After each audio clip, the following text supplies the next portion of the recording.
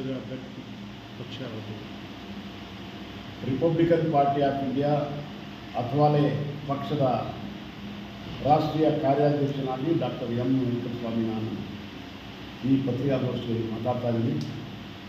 ರಾಷ್ಟ್ರೀಯ ಕಾರ್ಯಾಧ್ಯಕ್ಷನಾಗಿ ನಮ್ಮ ಪಕ್ಷದ ವಿಷಯ ಒಂದು ನಿಲುವನ್ನು ಈ ಚುನಾವಣೆಯಲ್ಲಿ ಒಂದು ಪ್ರಕಟಿಸ್ತೀವಿ. ಎರಡನೇದು ನಾನು ಕೋಲಾರ ಮತಕ್ಷೇತ್ರದ ಅಭ್ಯರ್ಥಿಯಾಗಿ ಒಂದೆರಡು ಮಾತುಗಳನ್ನು ಇಷ್ಟಪಡ್ತಾ ಇದ್ದೀನಿ.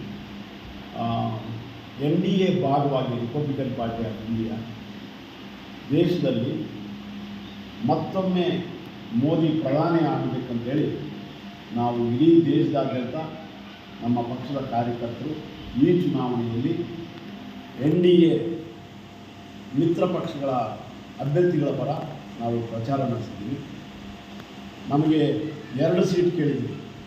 ಹೊಂದಾಣಿಕೆಯಲ್ಲಿ ಒಂದು ಶಿರಡಿ, ಎರಡನೇದು ಕೋಲಾರ. ಶಿರಡಿ ನಮ್ಮ ರಾಷ್ಟ್ರೀಯ ಅಧ್ಯಕ್ಷರಿಗಾಗಿ ರಾಮದಾಸ್ ಅತ್ವಾಲೆ ಅವರಿಗಾಗಿ, ಕೋಲಾರ ನನಗಾಗಿ. ಅಂತಿಮ ಕ್ಷಣದಲ್ಲಿ ಆ ಹೊಂದಾಣಿಕೆ ಸಾಧ್ಯ ಆಗಲಿಲ್ಲ. ಯಾಕಂತ ಹೇಳಿದ್ರೆ ಮಹಾರಾಷ್ಟ್ರದಲ್ಲಿ ಹೊಂದಾಣಿಕೆಯ ಸೂತ್ರ ಸುಸೂತ್ರವಾಗಿ ನಡೆದಿಲ್ಲ. ಆ ಕಾರಣಕ್ಕಾಗಿ RPIಗೆ ಎಲ್ಲಿ ಅವಕಾಶ ಸಿಕ್ತು.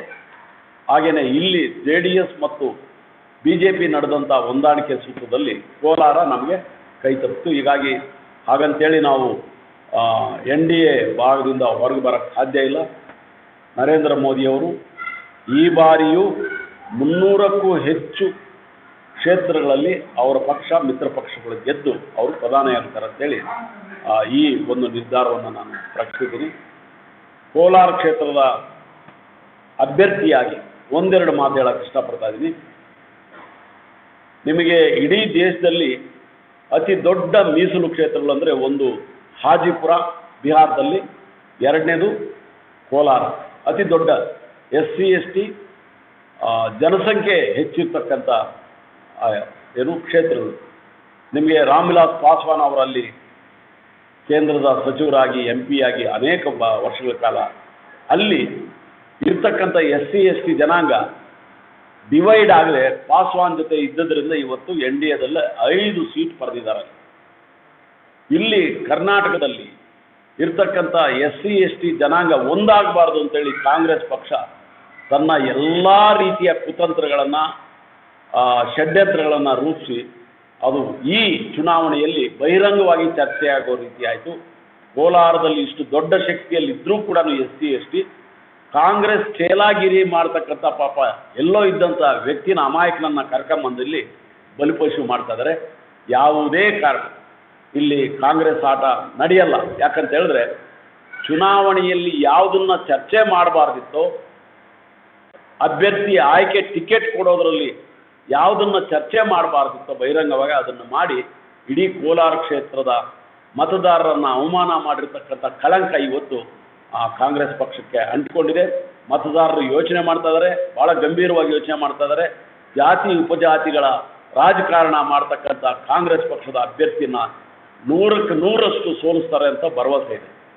ನಾನು ಕಾಂಗ್ರೆಸ್ ಪಕ್ಷ ಸೋತ್ರೆ ನಾನು ಗೆಲ್ಲಬೇಕು ಅನ್ನೋದು ನನ್ನ ವಿನಂತಿ. ಯಾಕಂತ ಹೇಳಿದ್ರೆ 18 ಅಭ್ಯರ್ಥಿಗಳೇನಿದ್ದಾರೆ ಇವತ್ತು ಕಾಂಗ್ರೆಸ್ ಮತಕ್ಷೇತ್ರದಲ್ಲಿ, ಕೋಲಾರ ಮತಕ್ಷೇತ್ರದಲ್ಲಿ 18 ಅಭ್ಯರ್ಥಿಗಳ ಪೈಕಿ ನಾನು 4 ಮೊದಲನೇ ಸ್ಥಾನದಲ್ಲಿದ್ದೀನಿ. ಒಂದು ಹೋರಾಟಗಾರನಾಗಿ, ಬಹುಶಃ 17 ಅಭ್ಯರ್ಥಿಗಳಲ್ಲೂ ಒಬ್ಬರು ಹೋರಾಟಗಾರ. ಅದು ಕೋಲಾರದಲ್ಲೇ ಹುಟ್ಟಿ ಕೋಲಾರದ ದಲಿತ ಚಳವಳಿಯಿಂದ ಆರಂಭಗೊಂಡು ರಾಜ್ಯ ಮಟ್ಟದಲ್ಲಿ ರಾಷ್ಟ್ರ ಮಟ್ಟದಲ್ಲಿ ಹಿರಿಯನಾಗಿ ನಾನು ಹೋರಾಟಗಾರನಾಗಿ ಇವತ್ತು ಕಣದಲ್ಲಿ ಇದು ಮೊದಲನೇದು.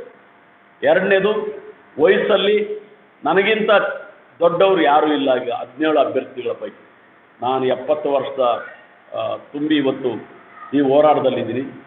ಮೂರನೇದು, ವಿದ್ಯಾಭ್ಯಾಸದಲ್ಲಿ ನನಗಿಂತ ಉನ್ನತ ಶಿಕ್ಷಣ ಪಡೆದಿರ್ತಕ್ಕಂಥವ್ರು ಮತ್ತೊಬ್ಬರಿಲ್ಲ. 17 ಪೈಕಿ MA PhD ಅರ್ಥದಲ್ಲಿ ಹೋರಾಟದ ಜೊತೆಗೆ ಓದ್ತಾ ನಾನು ವಿದ್ಯಾಭ್ಯಾಸದಲ್ಲಿ ಮುಂದಿದ್ದೇನೆ. ಮತ್ತು ಈ ಕಣದಲ್ಲಿ ನನ್ನಷ್ಟು ಓದಿರುವಂಥ ಅಭ್ಯರ್ಥಿ ಮತ್ತೊಬ್ಬ ಇಲ್ಲ. 4ನೇದು, ಭಾಷಾ ಪರಿಣಿತಿ. ಒಬ್ಬ ಸಂಸತ್ ಸದಸ್ಯನಾದವನಿಗೆ ಬಹುಭಾಷಾ ಪರಿಣಿತಿ ಇರಬೇಕು. 17 ಜನರ ಪೈಕಿ ಒಬ್ಬರಿಗಾದರೂ ಅಂಥ ಪರಿಣಿತಿ ಇಲ್ಲ. ಒಬ್ಬರಿಬ್ಬರು ಅಷ್ಟೇ ಇಂಗ್ಲೀಷ್ ಕನ್ನಡ ಅಷ್ಟೇ ಮಾತಾಡೋದು ಗೊತ್ತಿದೆ. ನನಗೆ ಇಂಗ್ಲೀಷ್ ಇರಲಿ, ಕನ್ನಡ ಇರಲಿ, ತೆಲುಗಿರಲಿ, ತಮಿಳಿರಲಿ, ಹಿಂದಿ ಇರಲಿ, ಈ ಬಹುಭಾಷಾ ಪರಿಣಿತಿ ಇರೋದ್ರಿಂದ ಸ್ಪರ್ಧೆಯಲ್ಲಿ ಸಮರ್ಥವಾದಂಥ ಅಭ್ಯರ್ಥಿಯಾಗಿ, ಅರ್ಹತೆ ಇರ್ತಕ್ಕಂಥ ಅಭ್ಯರ್ಥಿಯಾಗಿ ನಾನು ಸ್ಪರ್ಧೆ ಮಾಡಿದ್ದೀನಿ. ನನಗೆ ಕಳೆದ 10 ದಿವಸದಿಂದ ಪ್ರಚಾರದಲ್ಲಿದ್ದೀನಿ, ಮತದಾರನ ಭೇಟಿ ಮಾಡ್ತಾ ಇದ್ದೀನಿ. ಕ್ಷೇತ್ರ ಭಾಳ ದೊಡ್ಡ ಕ್ಷೇತ್ರ ಇದೆ, ಮತದಾರರು ಭಾಳ ದೊಡ್ಡ ಸಂಖ್ಯೆಯಲ್ಲಿದ್ದಾರೆ. ನಾನು ಮೊದಲನೇದಾಗಿ ವಿನಂತಿ ಮಾಡೋದು ರಿಪಬ್ಲಿಕನ್ ಪಾರ್ಟಿ ಆಫ್ ಇಂಡಿಯಾ ವತಿಯಿಂದ ನಾನು ಅಭ್ಯರ್ಥಿಯಾಗಿ ಅತಿ ಹೆಚ್ಚಿನ ಸಂಖ್ಯೆಯಲ್ಲಿ ತಾವು ಮತ ಚಲಾಯಿಸೋದರ ಮೂಲಕ ಕಾಂಗ್ರೆಸ್ ಅಥವಾ ವೃತ್ತಿಪರ ರಾಜಕೀಯ ಪಕ್ಷಗಳ ಅಭ್ಯರ್ಥಿಗಳನ್ನು ಸೋಲಿಸಿ ನನ್ನಂಥ ಹೋರಾಟಗಾರನ ಗೆಲ್ಲಿಸಬೇಕು ಅಂತೇಳಿ ನಾನು ಈ ಮೂಲಕ ಮನವಿ ಮಾಡ್ತಾ ಇದ್ದೀನಿ. ನನ್ನ ಗುರುತು ಹೊಲಿಗೆ ಯಂತ್ರ, ಸೀರಿಯಲ್ ನಂಬರ್ 16, ಬಹುಶಃ ಬ್ಯಾಲೆಟ್ ಪೇಪರಲ್ಲಿ 2ನೇ ಬಾಕ್ಸ್ ಬರ್ತದೆ, 1ನೇ ಹೆಸರಿರ್ತದೆ. ದಯಮಾಡಿ ಮತದಾರರು ಯಾವುದೇ ಗೊಂದಲಕ್ಕೊಳಗಾಗದೆ ಡಾಕ್ಟರ್ ಎಂ ವೆಂಕಟಸ್ವಾಮಿ ನಿಮ್ಮ ಎಲ್ಲರ ಪ್ರೀತಿಯ ಅಭ್ಯರ್ಥಿ, ನಿಮ್ಮೆಲ್ಲರ ಪ್ರೀತಿಯ ಹೋರಾಟಗಾರ, ನಿಮ್ಮ ಎಲ್ಲರ ಹಿತವನ್ನು ಬಯಸ್ತಕ್ಕಂಥ ಒಬ್ಬ ಸಭ್ಯ ಅಭ್ಯರ್ಥಿ ನನಗೆ ತಮ್ಮ ಅಮೂಲ್ಯವಾದ ಮತವನ್ನು ನೀಡಿ ಜಯಶೀಲರನ್ನಾಗಿ ಮಾಡಬೇಕಂತೇಳಿ ಮತದಾರರಲ್ಲಿ ವಿನಂತಿ ಮಾಡ್ತಾರೆ. ಹೆಚ್ಚಾಗಿ ಸಂವಿಧಾನ NDA ಬಂದರೆ ಸಂವಿಧಾನ ಬದಲಿಸ್ತಾರೆ, ರದ್ದು ಮಾಡ್ತಾರೆ. ಅದ್ರ ಬಗ್ಗೆ ಕಾಂಗ್ರೆಸ್ ಕಳೆದ 70 ವರ್ಷಗಳಿಂದ ಮಾತಾಡದೇ ಇರ್ತಕ್ಕಂಥ ಮಾತನ್ನ ಇವತ್ತು ಮಾತಾಡ್ತಾರೆ. ಸಂವಿಧಾನ ಬದಲಾವಣೆ ಮಾಡಿಬಿಡ್ತಾರೆ NDAದವರು, BJPಯವರು ಅಂತ ಅಪ್ಪಟ ಸುಳ್ಳು. ಯಾಕಂತ ಹೇಳಿದ್ರೆ ಸಂವಿಧಾನವನ್ನು ಬದಲಾವಣೆ ಮಾಡೋಕ್ಕೆ ಸಾಧ್ಯವೇ ಇಲ್ಲ. ಮೋದಿಯವರು ಒಂದು ಒಳ್ಳೆ ಮಾತು ಹೇಳಿದ್ದಾರೆ ಮೊನ್ನೆ, ಇವ್ರಿಗೆ ಉತ್ತರವಾಗಿ ಒಂದೇ ಒಂದು ಸರಳವಾಗಿರ್ತಕ್ಕಂಥ ಸತ್ಯವನ್ನು ಹೇಳಿದ್ದಾರೆ. ಸಂವಿಧಾನವನ್ನು ರಚನೆ ಮಾಡಿದಂಥ ಬಾಬಾ ಸಾಹೇಬ್ ಅಂಬೇಡ್ಕರೇ ಬಂದರೂ ಅದನ್ನು ಬದಲಾವಣೆ ಮಾಡೋಕ್ಕಾಗಲ್ಲ. ಇದನ್ನು ಅರ್ಥ ಮಾಡ್ಕೊಳ್ಳೋಕ್ಕೆ ಹಿಂದೆ ಇಲ್ಲ ಸಲ್ಲದ ಸುಳ್ಳುಗಳನ್ನು ಹೇಳಿ ಇವತ್ತು ಮತದಾರರನ್ನ ಯಾಮಾರಿಸೋಕ್ಕೆ ಟ್ರೈ ಮಾಡ್ತಾರೆ. ಅದು ಸಾಧ್ಯ ಇಲ್ಲ. ಯಾಕಂತ ಹೇಳಿದ್ರೆ ಮೋದಿ ಏನು ಅಂತ ಎಲ್ರಿಗೂ ಗೊತ್ತು, ಕಾಂಗ್ರೆಸ್ ಏನು ಅಂತ ಕೂಡ ಗೊತ್ತು. ಯಾಕೆ ದಿನೇ ದಿನೇ ಕಾಂಗ್ರೆಸ್ಸು ಪಾತಾಳಕ್ಕೆ ಹೋಗ್ತಾ ಇದೆ, ದಿನೇ ದಿನೇ BJP ಯಾಕೆ ಬರ್ತಾ ಇದೆ? ಅದು ಮೋದಿಯವರ ನಿಸ್ವಾರ್ಥ ಸೇವೆ, ದೇಶಕ್ಕಾಗಿ ಇರ್ತಕ್ಕಂಥ ಏನು ಸೇವೆಯಿಂದ ಅನ್ನೋದು ಎಲ್ರಿಗೂ ಅರ್ಥ ಆಗಿದೆ. ಇವತ್ತಿನ ಯುವ ಪೀಳಿಗೆ ಎಲ್ಲವನ್ನೂ ಅರ್ಥ ಮಾಡಿಕೊಂಡು ಮೋದಿ ಸರ್ಕಾರವನ್ನು ಬೆಂಬಲಿಸುತ್ತೆ. ಕಾಂಗ್ರೆಸ್ನ ಈ ಸಂವಿಧಾನ ಬದಲಾವಣೆಯ ಸುಳ್ಳು ಪ್ರಚಾರ ಅದು ಅವ್ರ ಕೆಲಸ ನಡೆಯಲ್ಲ ಅಂತೇಳಿ ನಾನು ಹೇಳಕ್ಕೆ ಇಷ್ಟಪಡ್ತೀನಿ. ಅದೇ ರೀತಿ ಮೋದಿಯವರ ಬಂದ ಮೇಲೆ ದೇಶದ ಆರ್ಥಿಕತೆಗೆ ತೊಂದರೆ ಆಗ್ತಾ ಇದೆ, ಹೊರೆ ಆಗದೆ ಕೆಲವು ಕಂಪ್ನಿಗಳನ್ನ, ಸರ್ಕಾರದ ಕಂಪ್ನಿಗಳನ್ನ ಪ್ರೈವೇಟ್ ಕಂಪ್ನಿಗಳು ಮಾರ್ತಿದ್ದಾರೆ. ನಿಜ ಅದಕ್ಕೆ ಯಾರ ಪದ ಈ ಪ್ರೈವೇಟೈಸೇಷನ್ ಇದೆಯಲ್ಲ, ಇದಕ್ಕೆ ಮೂಲ ಕಾರಣನೇ ಕಾಂಗ್ರೆಸ್. ಪ್ರೈವೇಟೈಸೇಷನ್ ಅನ್ನೋ ಒಂದು ಅಭಿಯಾನ ಪ್ರಾರಂಭ ಮಾಡಿದ್ದೆ ರಾಹುಲ್ ಗಾಂಧಿ ಮತ್ತು ನರಸಿಂಹರಾವ್. ಅದರದ್ದು ಏನಾದರೂ ಕೆಟ್ಟ ಪರಿಣಾಮ ಇತ್ತು ಅಂದರೆ ಆ ಕ್ರೆಡಿಟು ಆ ಇಬ್ಬರಿಗೆ ಹೋಗ್ಬೇಕು. ಅಂದರೆ ಕಾಂಗ್ರೆಸ್ನ ಮೂಲದಲ್ಲೇ ಇಂಥದಕ್ಕೆ ಅವಕಾಶ ಮಾಡಿಕೊಟ್ಟಿರುವಾಗ ಅವರು ಇವತ್ತು ಮೋದಿಯವರನ್ನು ಬೊಟ್ಟು ಮಾಡಿ ತೋರಿಸುವಂಥದ್ದು ಸರಿಯಲ್ಲ ಅಂತೇಳಿ ನಾನು ಹೇಳಕ್ಕೆ ಇಷ್ಟಪಡ್ತೀನಿ. ಅದರ ಜೊತೆಗೆ ಮೋದಿಯವರು ತೆರಿಗೆ ಮೂಲಕ ಬ್ಲ್ಯಾಕ್ ಮನಿನ ವೈಟ್ ಮಾಡೋದ್ರ ಮೂಲಕ ಕಾಂಗ್ರೆಸ್ನ ತಿಜೋರಿ ಏನಿದೆ, ಕಾಂಗ್ರೆಸ್ ಪಕ್ಷದ ತಿಜೋರಿಯ ಬಯಲು ಮಾಡೋದ್ರ ಮೂಲಕ ಇವತ್ತು ಎಂಥ ದೊಡ್ಡ ದೇಶ ಸೇವೆ ಮಾಡ್ತಾ ಇದ್ದಾರೆ ಅನ್ನೋದನ್ನ ಪ್ರತಿ ಮತದಾರರು ಅರ್ಥ ಮಾಡ್ಕೊಂಡಿದ್ದಾರೆ. ಅದಷ್ಟೇ ಅಲ್ಲ, ಮೋದಿಯವರು ಅವರ ಸಾಧನೆ ಅವೆಲ್ಲವನ್ನು ನಾವು ಕಣ್ಣಾರೆ ನೋಡ್ಬೋದು. ಇವತ್ತು ಬಹುಶಃ ನಮ್ಮ ಈ ಕ್ಷೇತ್ರದ ಉದ್ದಕ್ಕೂ ಕೂಡ ಒಂದು ದೊಡ್ಡ ಹೆದ್ದಾರಿ ಹೋಗ್ತಾ ಇದೆ. 70 ವರ್ಷಗಳೆಲ್ಲ ಅಂತ ಒಂದು ಹೆದ್ದಾರಿ ಮಾಡೋಕ್ಕೆ ಇವರು ಯೋಗ್ಯತೆ ಇಲ್ಲ. ಕಾಂಗ್ರೆಸ್ ಹೆದ್ದಾರಿ ಹೋಗ್ತಾ ಇದೆ. ಅದು ಇಡೀ ದೇಶದಾದ್ಯಂತ ಈ ಕ್ರಾಂತಿ ನಡೀತಾ ಇದೆ.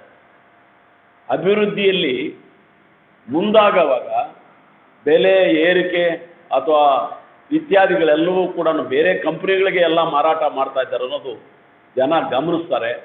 ಜನನೇ ಆ ಪರ ಇದ್ದಾರೆ ಅನ್ನೋದು ಇರೋವಾಗ ಕಾಂಗ್ರೆಸ್ ಹೇಳಿಕೆ ಯಾವ ರೀತಿ ಅದು ಸತ್ಯ ಅನ್ನೋದು ನಾವು ನಂಬ್ಕೊಳ್ಳೋಕ್ಕಾಗತ್ತೆ. ಹೀಗಾಗಿ ಬೇರೆ ಬೇರೆ ಕಂಪ್ನಿಗಳಿಗೆ ಎಲ್ಲವೂ ದುಡ್ಡು ಹೋಗುತ್ತೆ ಅನ್ನೋದಿದ್ರೆ ಈ ದಾರಿಗಳು ಹೆಂಗೆ ಆಗ್ತಾ ಇದ್ವು, ಹೆದ್ದಾರಿಗಳು ಹೆಂಗೆ ಆಗ್ತಾ ಇದ್ವು, ಅಭಿವೃದ್ಧಿಗಳು ಹೆಂಗೆ ಆಗ್ತಾ ಇದ್ದಾವೆ. ಇವತ್ತು ಇಸ್ರೋ ಸಂಸ್ಥೆ ನಡೆಸ್ತಾ ಇರ್ತಕ್ಕಂಥ ಸಾಧನೆಗೆ ಕೇಂದ್ರದ ಹಣ ಇಲ್ಲ ಅಂದರೆ ಸಾಧ್ಯ ಇಲ್ಲ. ಇಂಥವು ಅನೇಕ ಭಾಗಗಳಲ್ಲಿ ಹಣ ಹಂಚಿಕೆ ಆಗ್ತಾಯಿದೆ, ಹಣ ಸದ್ಬಳಕೆ ಆಗ್ತಾಯಿದೆ. ಇವರು ಹುಟ್ಟಾಕದಂಥ ದೊಡ್ಡ ದೊಡ್ಡ ಕಂಪನಿಗಳು ಭಾರತ ದೇಶದ ಆರ್ಥಿಕತೆಯನ್ನು ಹಾಳು ಮಾಡಿದೆ.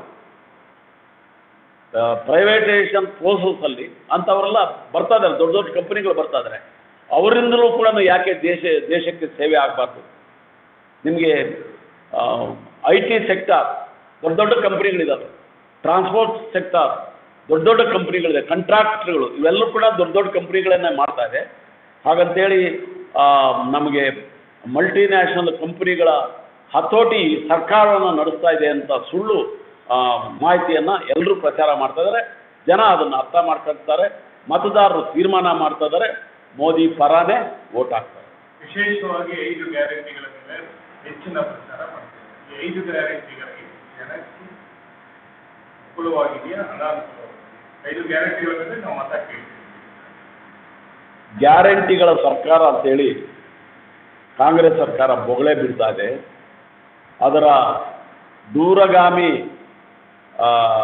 ಫಲಿತಾಂಶ ಏನಾಗುತ್ತೆ ಅಂತೇಳಿ ಜನ ಯೋಚನೆ ಮಾಡ್ತಾ ಇದ್ದಾರೆ. ಈಗ ಸದ್ಯಕ್ಕೆ ಒಬ್ಬ ಮಹಿಳೆಗೆ ಸಿಗ್ತಕ್ಕಂಥ 2,000 ಹಣನೋ ಅಥವಾ ಫ್ರೀ ವಿದ್ಯುತ್ ಶಕ್ತಿನೋ ಇಂಥವೆಲ್ಲವೂ ಕೂಡ ಕರ್ನಾಟಕ ರಾಜ್ಯದ ಆರ್ಥಿಕತೆ ಮೇಲೆ ಎಂಥ ದುಷ್ಪರಿಣಾಮಗಳು ಬೀರುತ್ತೆ. ಇದೇ ಜನ ಮತ್ತೆ ಬೆಲೆ ತೆರಬೇಕಾಗತ್ತೆ. ಕಾಂಗ್ರೆಸ್ ಇಂಥ ಗ್ಯಾರಂಟಿಗಳನ್ನು ಮುಂದಿಟ್ಟುಕೊಂಡು ಈ ಚುನಾವಣೆಯಲ್ಲಿ ಯಶಸ್ಸು ಆಗಲ್ಲ ಅನ್ನೋದು ನನ್ನ ಸ್ಪಷ್ಟ ಅಭಿಪ್ರಾಯ. ಕಳೆದ ಚುನಾವಣೆಯಲ್ಲಿ BJPಯವರು ಆಡಳಿತದಲ್ಲಿ ನಡ್ಕೊಂಡಂಥ ಆಡಳಿತ ಸರಿ ಇಲ್ಲದೆ ಇದ್ದುದರಿಂದ ಅದರ ವಿಫಲತೆ ಕಾರಣಕ್ಕಾಗಿ ಇವರಿಗೆ ಲಾಭ ಆಯಿತೆ ಹೊರತು ಇವರ ಸ್ವಂತ ಗ್ಯಾರಂಟಿಗಳ ಮೇಲೆ ಸರ್ಕಾರ ಬಂದಿಲ್ಲ. ನಿಮಗೆ BJPಯಲ್ಲಿ ಒಳಗಿನ ಸೀಟ್ ಹಂಚಿಕೆಯಲ್ಲೇ ಭಾಳ ದೊಡ್ಡ ತೊಂದರೆ ತಗೊಂಡು 20-30 ಸೀಟ್ ಹಾಳು ಮಾಡ್ಕೊಂಡು, ಅದೆಲ್ಲರಿಗೂ ಗೊತ್ತಿರುವಂಥದ್ದು. ಸೋಮಣ್ಣ ಗೆಲ್ಲತಕ್ಕಂಥ ಜಾಗವನ್ನು ಬಿಟ್ಟು ತಗೊಂಡೋಗಿ ಅವರ ಒಳಗಿನ ರಾಜಕಾರಣದ ಕಾರಣಕ್ಕಾಗಿ ಹೊರಗಡೆ ಆಗಿದ್ದಕ್ಕಾಗಿ ಅಂಥ ಸೀಟುಗಳು 10-15 ಇದ್ದಾವೆ.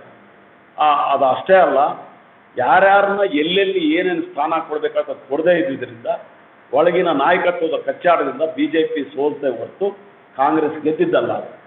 ವಿಶೇಷವಾಗಿ ಕೋಲಾರ ಏನು ಬೇಕಾಗಿದೆ ಅಭಿವೃದ್ಧಿ ಪರವಾಗಿ ಕೋಲಾರಕ್ಕೆ ನಿಮ್ಮ ಪ್ರಕಾರ ಇದು ಒಬ್ಬ ಸಂಸದ ಆಕಾಂಕ್ಷಿಯಾಗಿ ಕ್ಯಾಂಡಿಡೇಟ್ ಆಗಿದ್ದೀರ, ಕೋಲಾರಕ್ಕೆ ವಿಶೇಷವಾಗಿ ಏನು ಅಭಿವೃದ್ಧಿ ಬೇಕಾಗಿದೆ ನಿಮ್ಮ ಪ್ರಕಾರ? ನಾನು ಈ ಕ್ಷೇತ್ರದ ಪಕ್ಷೇತರ ಅಭ್ಯರ್ಥಿಯಾಗಿ 14 ಅಂಶಗಳ ಪ್ರಣಾಳಿಕೆಯನ್ನು ಬಿಡುಗಡೆ ಮಾಡ್ತೀನಿ. 14 ಅಂಶಗಳು. ಅದರಲ್ಲಿ ಆದ್ಯತೆ ಏನಂತ ಹೇಳಿದ್ರೆ ಹೈಯರ್ ಎಜುಕೇಷನ್ ಕೋಲಾರದ ಜನರಿಗೆ ಭಾಳ ಸಿಗಬೇಕು. ಹೈಯರ್ ಎಜುಕೇಷನ್ ಬಗ್ಗೆ ಹೆಚ್ಚು ಆಸಕ್ತಿ ವಹಿಸೇ ಇಲ್ಲ. ಈ ಹಿಂದಿನ ಎಲ್ಲ ಹೈಯರ್ ಎಜುಕೇಷನ್ ಅದು ಸೆಂಟ್ರಲ್ ಗೌರ್ಮೆಂಟ್ ಮನಸ್ಸು ಮಾಡಿದ್ರೆ ಭಾಳ ದೊಡ್ಡ ಸಾಧನೆ ಆಗ್ತದೆ. ಆ ರೀತಿ ಆಗಿರ್ತಕ್ಕಂಥ ಅನೇಕ ಕ್ಷೇತ್ರಗಳು ನಮ್ಮ ದೇಶದಲ್ಲಿದೆ. ಅದರಲ್ಲಿ ಕೋಲಾರ ಆಗಬೇಕಾಗಿದೆ. ಯಾಕಂತ ಹೇಳಿದ್ರೆ ಕೋಲಾರ ಮತದಾರರಲ್ಲಿ, ಕೋಲಾರದ ನಾಗರಿಕರಲ್ಲಿ ಭಾಳ ದೊಡ್ಡ ಪ್ರತಿಭೆ ಇದೆ. ನಿಮಗೆ ಯಾವ ಫೆಸಿಲಿಟೀಸು ಇಲ್ಲದೆ KS, IAS, IPS ಅಧಿಕಾರಿಗಳು ಹೆಚ್ಚಿನ ಸಂಖ್ಯೆಯಲ್ಲಿ ಬರ್ತಾರೆ. ಅದು ಗ್ರಾಮೀಣ ಪ್ರದೇಶದ ಹೆಚ್ಚಿನ ಸಂಖ್ಯೆಯಲ್ಲಿ ಆಗ್ತಾ ಇದೆ. ಅಂದರೆ ಈ ಕ್ಷೇತ್ರ ಇಂಟೆಲೆಕ್ಚುಯಲಿ ಭಾಳ ದೊಡ್ಡದು. ಆದರೆ ಅದಕ್ಕೆ ಅವಕಾಶಗಳನ್ನು ಕಲ್ಪಿಸ್ತಕ್ಕಂಥ ಕೆಲಸ ಕೇಂದ್ರ ಸರ್ಕಾರದಿಂದ ಆಗಬೇಕಾಗಿತ್ತು. ಆ ಕೇಂದ್ರ ಸರ್ಕಾರದಿಂದ ಆಗ್ತಕ್ಕಂಥ ಕೆಲಸವನ್ನು ಇದುವರೆಗೂ ಆಳದಂಥ ಕಾಂಗ್ರೆಸ್ ಸಂಸತ್ ಸದಸ್ಯರು ಮಾಡೋಕ್ಕಾಗಿಲ್ಲ. ಆ ಕೆಲಸವನ್ನು ನಾನು ಮಾಡ್ತೀನಿ. ಈಗಾಗಲೇ ನಾನು ಬೆಂಗಳೂರು ಯೂನಿವರ್ಸಿಟಿ ಸೆನೆಟ್ ಮೆಂಬರ್ ಆಗಿ ಕೋಲಾರಕ್ಕೆ ಅಂತರ್ಗಂಗೆ ವಿಶ್ವವಿದ್ಯಾಲಯ ಆಗಬೇಕಂತೇಳಿ ಹೋರಾಟ ನಡೆಸಿ ಸ್ವಲ್ಪ ಮಟ್ಟಿಗೆ ಯಶಸ್ವಿಯಾಗಿದ್ದು PG ಸೆಂಟರ್ ತಂದೆ. ಅದು ನನ್ನ ಹೋರಾಟದಿಂದ. ಅದಷ್ಟೇ ಅಲ್ಲ, ಅದಕ್ಕೊಂದು ಕ್ಯಾಂಪಸ್ ಬೇಕು ಅಂತೇಳಿ ಮಂಗಸಂದ್ರದ ಹತ್ರ ಜಮೀನನ್ನು ಆಯ್ಕೆ ಮಾಡೋದ್ರಲ್ಲೂ ನನ್ನ ಪಾತ್ರ ಭಾಳ ದೊಡ್ಡದಾಗಿದೆ. ಹೀಗಾಗಿ ಕ್ಯಾಂಪಸ್ ಇದೆ. ಇವತ್ತಲ್ಲ ನಾಳೆ ಅದು ಯೂನಿವರ್ಸಿಟಿ ಆಗುತ್ತೆ. ಅದರ ಜೊತೆಗೆ ಗುಲ್ಬರ್ಗಾದಲ್ಲಿರ್ತಕ್ಕಂಥ ಸೆಂಟ್ರಲ್ ಯೂನಿವರ್ಸಿಟಿ ಕೋಲಾರದಲ್ಲೂ ಆಗಬೇಕು ಅಂತ ನನ್ನ ಒತ್ತಾಸೆ. ನನ್ನ ಆದ್ಯತೆ IT ಸೆಕ್ಟರ್, ಹೈಯರ್ ಎಜುಕೇಷನ್ ಸಂಸ್ಥೆಗಳನ್ನು ಹೆಚ್ಚಿನ ರೀತಿಯಲ್ಲಿ ಇಲ್ಲಿ ಕಲ್ಪಿಸಿದರೆ ಕೋಲಾರದ ಜನ, ಕೋಲಾರ ಕ್ಷೇತ್ರದ ಮತದಾರರು ಯಾವ ಮತಕ್ಷೇತ್ರಕ್ಕಾದರೂ ಸವಾಲಾಗಿ ಈ ದೇಶದಲ್ಲಿ ಅಭಿವೃದ್ಧಿ ಹೊಂದುತ್ತಾರೆ ಅನ್ನೋದು ನನ್ನ ಆದ್ಯತೆ. ಅದಲ್ಲದೆ ನಮ್ಮ ಕಲುಷಿತ ನೀರು ಕೆಮಿಕಲ್ ಪಾಯ್ಸನ್ ಇರ್ತಕ್ಕಂಥ ನೀರನ್ನು ಕೊಟ್ಟಿರ್ತಕ್ಕಂಥ ಕಾಂಗ್ರೆಸ್ ಯಾವುದೇ ಕಾರಣಕ್ಕೂ ಜನ ಕ್ಷಮೆ ಮಾಡೋದಿಲ್ಲ. ಯಾಕಂತ ಹೇಳಿದ್ರೆ ಅದರ ದುಷ್ಪರಿಣಾಮಗಳು ಭಾಳ ದೊಡ್ಡದಾಗಿದೆ ಅಂತೇಳಿ ನೀರಾವರಿ ಎಕ್ಸ್ಪರ್ಟ್ಸ್ ಹೇಳಿದ್ದಾರೆ. ಅದರ ಬಗ್ಗೆ ನಾನು ಹೆಚ್ಚೋಗಲ್ಲ. ಕೋಲಾರ ಕ್ಷೇತ್ರಕ್ಕೆ ಕಾವೇರಿ ನೀರು ತರ್ತಕ್ಕಂಥದ್ದು ಭಾಳ ದೊಡ್ಡ ವೆಚ್ಚದ ಯೋಜನೆ ಅಲ್ಲ. ಅದನ್ನು ಮಾಡೋದಕ್ಕೆ ಯಾವ ಸಂಸತ್ ಸದಸ್ಯರು ಅಥವಾ ಸರ್ಕಾರವನ್ನು ಯೋಚನೆ ಮಾಡಿಲ್ಲ. ನನ್ನ ಆದ್ಯತೆ ಕಾವೇರಿ ನೀರನ್ನು ಕೋಲಾರಕ್ಕೆ ತರೋದು ಹೇಗೆ ಅನ್ನೋದ್ರ ಬಗ್ಗೆ ನನ್ನ ಆದ್ಯತೆ ಇರುತ್ತೆ, ನನ್ನ ಹೋರಾಟ ಇರುತ್ತೆ. ಕೆರೆಗಳನ್ನು ಹೂಳು ತೆಗೆದುಬಿಟ್ರೆ ನಾವು ಯಾವುದೇ ಜಿಲ್ಲೆಗೂ ಸವಾಲಾಗಿ ನಿಲ್ತೀವಿ ಅಗ್ರಿಕಲ್ಚರಲ್ಲಿ. ಆ ಕೆರೆಗಳಲ್ಲಿರ್ತಕ್ಕಂಥ ಹೂಳನ್ನು ತೆಗೆದು ಜಲ ಸಂವರ್ಧನೆಗೆ ಹೆಚ್ಚು ಆಸಕ್ತಿ ಕೊಡ್ತಕ್ಕಂಥ ಕೆಲಸ ಮಾಡ್ತೀನಿ ಅಂತ ಈ ಮೂಲಕ ಹೇಳಕ್ಕೆ ಇಷ್ಟ. ನಿನ್ನೆ ನಡೆದಂಥ ಒಂದು ಕಾಂಗ್ರೆಸ್ ಪ್ರಚಾರದಲ್ಲಿ ಮಾಜಿ ಸ್ಪೀಕರ್ ಆದಂಥ ನಮ್ಮ NDA ಬೆಂಬಲಿತ ನರೇಂದ್ರ ಮೋದಿ ಅನ್ನ ಶನಿಗೆ ಹೋದರು. ಅದರ ಬಗ್ಗೆ ನರೇಂದ್ರ ಮೋದಿ ಬಗ್ಗೆ ಹೀಗೆ ಹೇಳಿದವರೆಲ್ಲ ರಾಜಕೀಯದಲ್ಲಿ ಜೀರೋ ಆಗಿದ್ದಾರೆ. ನರೇಂದ್ರ ಮೋದಿಯ ಬಗ್ಗೆ ಕೆಟ್ಟದಾಗಿ ಅವಹೇಳನಕಾರಿಯಾಗಿ ಮಾತಾಡ್ತಕ್ಕಂಥ ಶಬ್ದ ಮಾನ್ಯ ರಮೇಶ್ ಕುಮಾರ್ ಅವರಿಂದ ಬರಬಾರ್ದಿತ್ತು. ಯಾಕಂತ ಹೇಳಿದ್ರೆ ಈ ಜಿಲ್ಲೆಯಲ್ಲಿ ಏನೇ ಇರಲಿ ರಮೇಶ್ ಕುಮಾರ್ದು ರಾಜಕೀಯ ಸ್ಥಾನ ಒಂದು ಗೌರವಯುತವಾದಂಥ ಸ್ಥಾನ ಇದೆ. ನರೇಂದ್ರ ಮೋದಿನ ಟೀಕೆ ಮಾಡೋದು ಬೇರೆ, ಆದರೆ ಶನಿಗೆ ಹೋಲಿಸಿ ಇವರೇ ಶನಿ ರೀತಿಯಲ್ಲಿ ಪರಿವರ್ತನೆ ಆಗ್ಬಿಟ್ಟಿದೆ ರಮೇಶ್ ಕುಮಾರ್ ಅವರು. ಈ ಕ್ಷೇತ್ರದಲ್ಲಿ ಅಂಥ ಮಾತು ಆಡಬಾರ್ದಿತ್ತು ರಮೇಶ್ ಕುಮಾರ್ ಅವರು. ಅವ್ರು ಕ್ಷಮೆ ಕೇಳಬೇಕು, ಮೋದಿಯವರಲ್ಲಿ ಅವ್ರು ಕ್ಷಮೆ ಕೇಳಬೇಕು. ಇಲ್ಲ ಅಂತ ಹೇಳಿದ್ರೆ ಕಾಂಗ್ರೆಸ್ ಪಕ್ಷನೇ ಒಂದು ದೊಡ್ಡ ಶನಿಯಾಗಿ ಜನರನ್ನ ಕಾಡುತ್ತೆ ಅನ್ನೋ ಖಾತ್ರಿಯನ್ನು ನಾನು ಹೇಳಕ್ಕೆ ಇಷ್ಟಪಡ್ತೀನಿ. ಮುಖ್ಯವಾಗಿ ಕಾಂಗ್ರೆಸ್ ಪಕ್ಷ ಎಡ ಬಲ ಅಂತ ಒಂದು ಪ್ರತ್ಯೇಕವಾದಂತಹ ರಾಜೀನಾಮೆ ಹೊರಗೆ ಇದನ್ನ ಈ ವಿಂಗಡಣೆ ಮಾಡೋದು ಈ ಕಾಂಗ್ರೆಸ್ ಸ್ವಭಾವನ ಇಲ್ಲ. ಕಾಂಗ್ರೆಸ್ ಹುಟ್ಟಿರೋದೇ ಜಾತಿಗಳ ರಾಜಕಾರಣದಲ್ಲಿ. ಈಗ ಉಪಜಾತಿಗಳ ರಾಜಕಾರಣ ಪ್ರಾರಂಭ ಮಾಡಿದೆ. ಕೋಲಾರ ಕ್ಷೇತ್ರಕ್ಕೆ ಎಲೆಕ್ಷನ್ನ ಡೇಟ್ ಡಿಕ್ಲೇರ್ ಆಗಿದ್ದಾದಮೇಲೆ ಅಭ್ಯರ್ಥಿಗಳನ್ನು ಆಯ್ಕೆ ಮಾಡ್ಕೊಳ್ಳೋಕ್ಕೆ ಅವರು ಸಾಧ್ಯ ಆಗಿದೆ. ಉಪಜಾತಿಗಳ ಉಪಟಳವನ್ನು ತಂದು ಉಪಜಾತಿಯ ರಾಜಕಾರಣ ಮಾಡಿ ಮತದಾರರು ಇವತ್ತು ಚೀಮಾರಿ ಆಗ್ತಾ ಇದ್ದಾರೆ ಕಾಂಗ್ರೆಸ್ ಪಕ್ಷಕ್ಕೆ. ನಿಮಗಿಲ್ಲಿ SC ಕಮ್ಯುನಿಟಿ ಅತಿ ಹೆಚ್ಚಿನ ಸಂಖ್ಯೆಯಲ್ಲಿ ಇರ್ತಕ್ಕಂಥ ಕ್ಷೇತ್ರ ದೇಶದಲ್ಲೇ 2 ಕ್ಷೇತ್ರ, ಒಂದು ಆಜಿಪುರ, ಎರಡನೇದು ಕೋಲಾರ. ಈ ಕ್ಷೇತ್ರದಲ್ಲಿ ಬಲಗೈ ಒಂದು, ಎಡಗೈ ಒಂದು, ಸ್ಪೃಶ್ಯರು ಅಂತೇಳಿ 3 ಡಿವಿಷನ್ಗಳು ಮಾಡಿ ಕಾಂಗ್ರೆಸ್ ಟಿಕೆಟ್ ಹಂಚಿತ್ತು ಅಂತ ಹೇಳಿದ್ರೆ ಎಂಥ ಸಂವಿಧಾನ ವಿರೋಧಿ ಪಕ್ಷ ಅಂತ ನಾವು ಯೋಚನೆ ಮಾಡಬೇಕು. ಅಂಬೇಡ್ಕರ್ ಬಗ್ಗೆ ಮಾತಾಡುತ್ತೆ, ಸಂವಿಧಾನದ ಬಗ್ಗೆ ಮಾತಾಡುತ್ತೆ. ಸಂವಿಧಾನದ ವಿರೋಧಿ, ಅಂಬೇಡ್ಕರ್ ವಿರೋಧಿ ಉಪಜಾತಿಗಳ ರಾಜಕಾರಣ ಮಾಡಿ ಇವತ್ತು ಕಾಂಗ್ರೆಸ್ ಪಕ್ಷದ ಪಾಪ ಎಲ್ಲೋ ಇದ್ದಂಥ ಒಬ್ಬನ ಬೆಂಗಳೂರಲ್ಲಿ ಇದ್ದಂಥ ಒಬ್ಬ ಅಮಾಯಕ ಅಭ್ಯರ್ಥಿಯನ್ನು ತಗೊಂಬಂದು ಇವತ್ತು ಬಲಿಪಶು ಮಾಡ್ತಾ ಇದ್ದಾರೆ. ಇಲ್ಲಿರ್ತಕ್ಕಂಥ ಅತಿ ಹೆಚ್ಚಿನ ಸಂಖ್ಯೆಯಲ್ಲಿ ಇರ್ತಕ್ಕಂಥ ಬಲಗೈಗೆ ನಾವು ಟಿಕೆಟ್ ಕೊಡಿಸ್ತೀವಿ ಅಂತೇಳಿ ರಮೇಶ್ ಕುಮಾರ್ ಮತ್ತು ಅವರ ತಂಡ ಏನು ಪಟ್ಟಿಡಿತದ್ದು ಭಾಳ ದೊಡ್ಡ ನಾಟಕ, ಭಾಳ ಕಾಂಗ್ರೆಸ್ ಮಾಡಿರ್ತಕ್ಕಂಥ ಭಾಳ ದೊಡ್ಡ ನಾಟಕ. ಯಾಕಂತ ಹೇಳಿದ್ರೆ ಬಲಗೈ ಅವ್ರಿಗೆ ಕೊಡಿ ಅಂತೇಳಿ ಯಾರೂ ಅರ್ಜಿ ಹಾಕಿರಲಿಲ್ಲ, ಆದರೆ ಬಲಗೈ ಅವರ ಹೆಸರನ್ನು ಬಳಸಿ ಅವ್ರಿಗೆ ಟಿಕೆಟ್ ತಪ್ಪಿಸಿರುವಂಥ ನಾಟಕ ಇದೆಯಲ್ಲ, ಈ ನಾಟಕವನ್ನು ಈ ಕ್ಷೇತ್ರದ ಜನರು ಕಾಂಗ್ರೆಸ್ನವರೇ ಅರ್ಥ ಮಾಡ್ಕೊಂಡಿದ್ದಾರೆ. ಕಾಂಗ್ರೆಸ್ನವರೇ ಚೀಮಾರಿ ಆಗ್ತಾರೆ. ಮತ್ತೆ ಮೊನ್ನೆ ಮಾನ್ಯ ಪ್ರಧಾನಿ ಬಂದಾಗ ತುಂಬು